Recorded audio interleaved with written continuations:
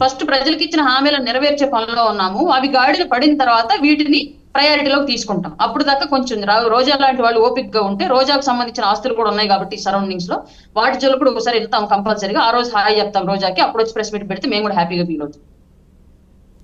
Right. ఇంకా fourth ప్రశ్న, రోజా మీ కూటమి గవర్నమెంట్కి సంధించిన ఫోర్త్ ప్రశ్న ఏంటంటే, మీ మంత్రులంతా విహారయాత్రలో ఉన్నారు, నారా లోకేష్ హైదరాబాద్లో ఉన్నారు అని కామెంట్ చేస్తే, చంద్రబాబు నాయుడు గారి గురించి కూడా, అంటే వాస్తవంగా చంద్రబాబు నాయుడు గారు ఈ వయసులో కూడా 74 ఇయర్స్ ఏజ్లో కూడా ఏ రకంగా బుల్డోజర్లెక్కి, ట్రాక్టర్లెక్కి, పడవలెక్కి, బోట్లెక్కి ఎలా చేస్తూ ఉన్నారు అన్న దాని మీద ప్రజలకి ఒక అవగాహన ఉంది.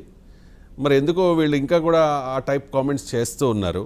ముఖ్యంగా విహారయాత్రలకు వెళుతూ ఉన్నారు, విహారయాత్రలో ఉన్నారు అని చెప్పి.